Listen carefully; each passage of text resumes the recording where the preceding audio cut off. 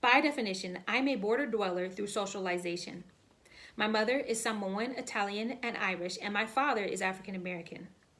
My mother grew up in Hawaii, my father grew up in New York, and I grew up in California. I was raised by my mother and her Samoan family. Therefore, my cultural values lie more with my Samoan side. I grew up in a predominantly African American neighborhood, which also contributed to my cultural values. As an adult and having served in the military, both in the United States as well as overseas in a non-combat environment, my cultural values have somewhat shifted through intercultural communication. One thing that has stuck with me through my travels is the value my Samoan family places in collectivistic orientation. My definition of culture is God and family. Growing up, holidays and birthdays were spent with family. My family tree has more than 100 members from my great-grandmother down to my children's generation, and I can remember them all being there for these events. My cultural artifact is the ie lava lava.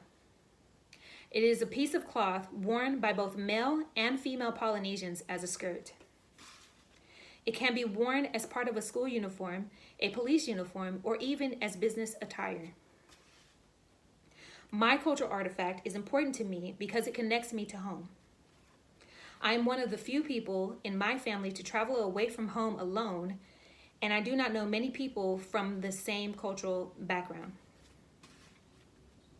Samoan culture is deeply rooted in religious identity and collectivistic orientation. It was a family decision to become voluntary long-term travelers and relocate from Samoa to Hawaii, and then from Hawaii to California.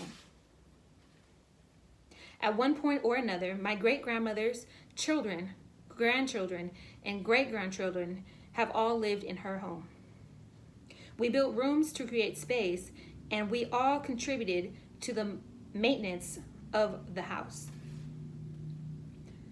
Our Christian faith is monotheistic, and every night we would gather around my great-grandmother to participate in lotu, or prayer.